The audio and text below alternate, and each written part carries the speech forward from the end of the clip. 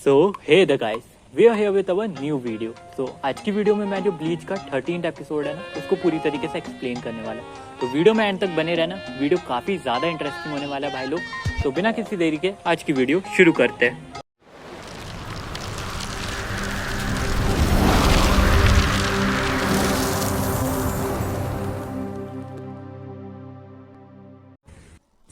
सो भाई लोग, एपिसोड के स्टार्टिंग में हमें इचिगो को दिखाया जाता है जो कि अपनी बहनों को ढूंढ रहा होता है पूरे टाउन में। तभी उसके पास कौन आता है और वो बोलता है कि मैंने यूजू और कैरिन को घर जाते हुए देखा।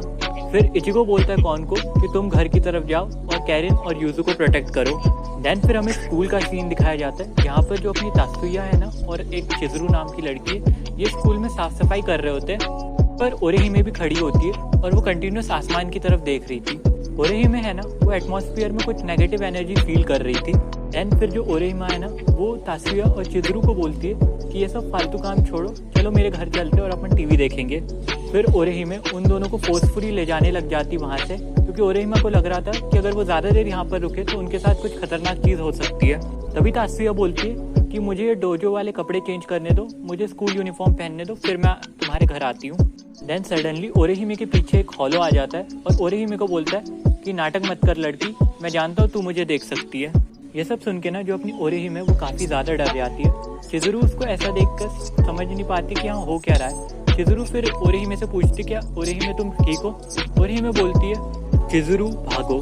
सडनली जो हॉलो रहता है ना वो उनके ऊपर सीड बुलेट से अटैक कर देता है और उनमें से एक जो सीड बुलेट है ना वो चिजरू को हिट हो जाती है। बुलेट के कांटेक्ट से आने से चिजरू जो है ना उसकी बॉडी पे से कंट्रोल खो रहा था, उसका हाथ एकदम आउट ऑफ कंट्रोल होने लग गया था। ओरेहिमे बोलती है तुमने मेरी दोस्त के साथ क्या किया है? तो वो हॉलो बोलता है यही मेरे फाइट करने का तरीका है, मैं इसी तरीके से फाइट करता हूँ दूसरों से। और लड़की, मैं तुझे एक और कमाल की चीज़ बताऊँ, मुझे लोगों को लड़वाने में काफ़ी ज़्यादा मज़ा आता है। मैं उन लोगों को कंट्रोल करता हूँ और फिर उनको आपस में लड़ाता हूँ, जैसे कि मैंने इन बच्चों को कंट्रोल किया है और अब मैं तुमको और इनको लड़ाऊंगा। कंट्रोल्ड बच्चे रहते हैं ना वो सडनली ओरेहिमा पे अटैक कर देते हैं। तभी वहाँ पर तात्सुया आ जाती है और वो अपनी फाइटिंग स्किल का यूज़ करके उन बच्चों को मतलब एक ही बार में निपटा देती है। तात्सुया को मॉन्स्टर तो दिखाई नहीं दे रहा था, लेकिन वो हवा में उंगली करके बोल देती है कि मॉन्स्टर तूने बहुत गलत करा मेरे दोस्तों को हर्ट करके, अब मैं तुझे अपने पंच की पावर दिखाऊंगी। तभी जो चिजरू रहती है ना वो तात्सुया को पीछे से पकड़ लेती है। तभी तात्सुया का जो ध्यान है ना हॉलो से डिस्ट्रैक्ट हो जाता है। हॉलो सडनली अपनी वही बुलेट सीड का यूज़ करता है और जो तात्सुया है ना उसको भी कंट्रोल कर लेता है। ये सब देख के ना जो ओरेहिमे रहती है वो काफ़ी ज़्यादा दुखी हो जाती है। फिर उसको उसकी पास्ट मेमोरी याद आती है जिसमें क्लास में उसको बुली किया जाता था और तात्सुया उसको बचा रही थी। फिर ओरेहिमे बोलती है लेकिन इस बार मैं तात्सुया को बचाऊंगी। देन फिर जो ओरेहिमा है ना वो सडनली तात्सुया को बहुत टाइटली हग कर लेती है। करने के साथ ही साथ ओरेहिमे का स्पिरिचुअल प्रेशर काफ़ी ज़्यादा बढ़ जाता है और जो बच्चे कंट्रोल्ड थे ना वो सब एकदम से ओरेहिमे से दूर मतलब चले जाते हैं उसके स्पिरिचुअल प्रेशर के कारण। देन फिर ओरेहिमे के सामने कुछ फेरीज आ जाती है।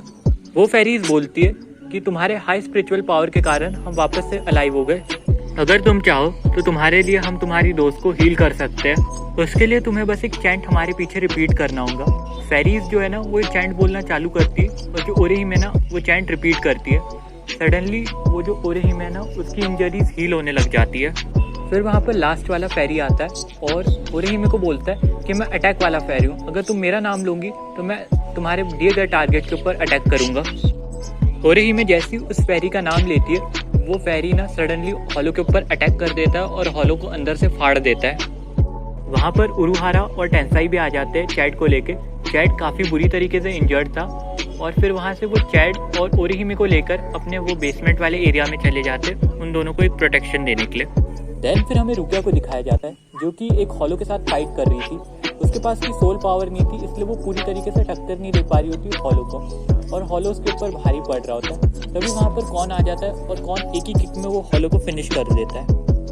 तभी वहाँ पर ओरियो आ जाता है और उसको देख के ना जो रुकिया रहती है वो बोलती है मुझे लगता है ये काम तुम्हारी हो सकता है, इतने सारे हॉलो को एक जगह पे कलेक्ट करना। तो वो बोलता है कि मेरा और इचिगो का बैटल चल रहा है, जो सबसे ज़्यादा हॉलोस को मारेगा वो कहलाएगा चैंपियन और मैं ये साबित करके दिखा दूंगा कि सोल रिपर बकवास होते हैं। देन वहाँ पर एक और हॉलो आ जाता है और इस बार वहाँ पर इचिगो आता है जो एक ही स्लैश में वो हॉलो को निपटा देता है। देन फिर हमें उरुहारा स्टोर का सीन दिखाया जाता है जहाँ पर जो उरुहारा रहता है ना वो चैड और ओरेहिमा को इचिगो की रियल आइडेंटिटी बताता है। वो बोलता है कि इचिगो जो है ना वो एक सोल रिपर है वो उनको पूरी कहानी बताता है इचिगो के बारे में कि इचिगो कैसे सोल रिपर बना, और वो उन दोनों से पूछता है कि अगर तुम चाहो तो तुम हमारे साथ इचिगो की हेल्प करने के लिए आ सकते हो।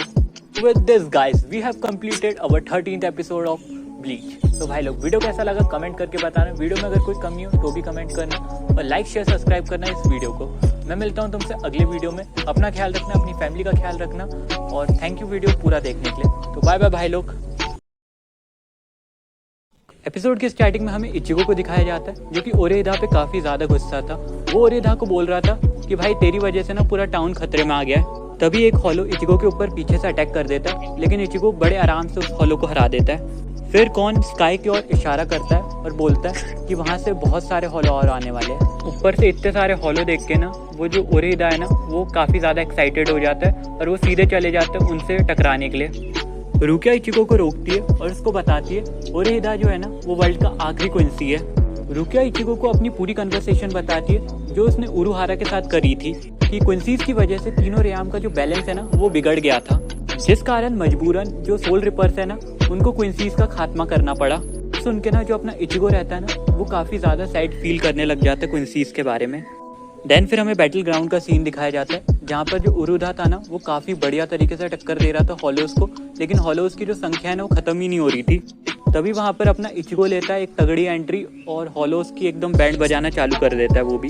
फिर अपना जो इचिगो है ना वो ओरेदा को बोलता है कि मैंने तेरे क्लैन की स्टोरी सुनी और मुझे काफ़ी ज़्यादा बुरा लग रहा है तेरे क्लैन के बारे में, लेकिन तेरा जो काम करने का तरीका है ना वो बहुत ज़्यादा गलत है।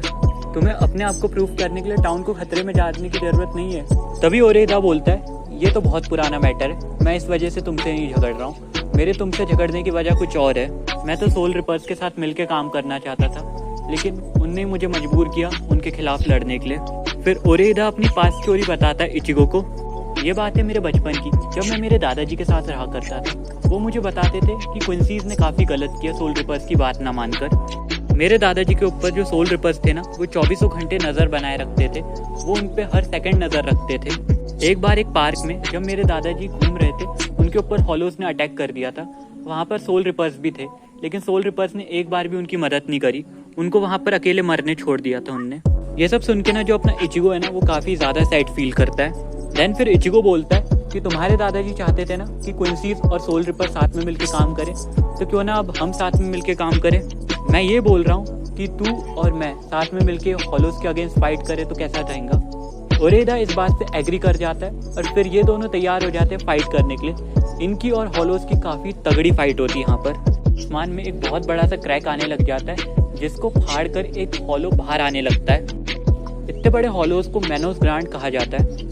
यहाँ पर एंट्री हो जाती है टीम उरुहारा की। वो सडनली हॉलोस के ऊपर अटैक कर देते हैं और वो बहुत बुरी तरीके से हॉलोस की बैंड बजाते हैं। उरुहारा इचिगो के पास आता है और इचिगो को बोलता है कि हम ये छोटे मोटे हॉलोस को हम संभाल लेंगे, तुम जाओ और उस बड़े वाले हॉलो को संभालो। फिर वहाँ पर रुकिया आती है और इचिगो को बताती है कि सैकड़ों हॉलोस को मिला के एक मैन ऑफ ग्रांडे हॉलो बनता है और ये काफ़ी ज़्यादा पावरफुल हॉलो है, तो इसको हराना ईजी नहीं होगा तुम्हारे लिए।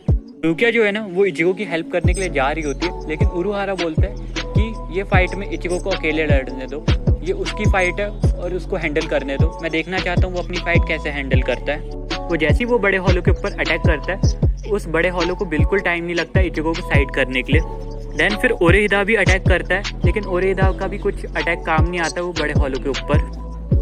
लेकिन इसी के बीच में जो ओरेदा है ना उसका हाथ गलती से इचिगो की स्वॉर्ड के ऊपर चले जाता है, कारण जो इचिगो का स्पिरिचुअल प्रेशर है ना वो ओरेदा की बॉडी में भी फ्लो होने लग जाता है, जिससे जो ओरेदा का जो वो आर्चर है ना वो और ज़्यादा बड़े साइज का हो जाता है। तभी वो जो बड़ा वाला हॉलो है ना वो इनके ऊपर अपनी फुल एनर्जी वाला ब्लास्ट करने वाला रहता है और वो एनर्जी इकट्ठा कर रहा होता है। तभी इचिगो उसको रोकने जाता है। वो जो बड़ा हॉलो है ना वो सडनली अपना ब्लास्ट छोड़ देता है, लेकिन इचिगो अपनी स्वॉर्ड से उसको रोकने का ट्राई करता है। वो पूरी जान लगा देता है अंदर की वो ब्लास्ट को रोकने के लिए और वो फाइनली रोक भी देता है उस ब्लास्ट को और वो हॉलो को बीच में से काट देता है। अपने आप को हारता देखना वो हॉलो वापस से वो डार्क होल के अंदर चले जाता है। थककर जो अपना इचिगो रहता है ना वो ज़मीन पे लेट जाता है। तभी जो उसका स्पिरिचुअल प्रेशर रहता है ना वो एकदम से आउट ऑफ कंट्रोल हो जाता है और मतलब एकदम से उसकी बॉडी में से बाहर निकलने लग जाता है। तभी जो ओरेदा रहता है ना वो इचिगो की स्वॉर्ड के ऊपर पैर रखता है और अपने जो आर्चर है ना उसको और बड़े साइज का कर लेता है और उसकी एनर्जी को रिलीज करने के लिए जो एरोज है ना वो स्काई की तरफ चलाने लग जाता है। ओरेदा है ना वो थोड़ी देर तक ये सब करता है। देन फिर जो इचिको का स्पिरिचुअल प्रेशर है ना वो ऑटोमेटिकली डाउन हो जाता है, मतलब कंट्रोल में आ जाता है। So with this guys, we have completed the episode number 14 of Bleach. So भाई लोग एपिसोड कैसा लगा आप लोग को कमेंट करके बताना। वीडियो में अगर कोई भी कमी हो तो भी कमेंट करना, लाइक शेयर सब्सक्राइब करना वीडियो को। अपना ध्यान रखना, अपनी फैमिली का ध्यान रखना। मैं मिलता हूँ तुमसे अगले वीडियो में, तब तक के लिए take care and goodbye. पूरा वीडियो देखने के लिए थैंक यू भाई लोग, बाय बाय।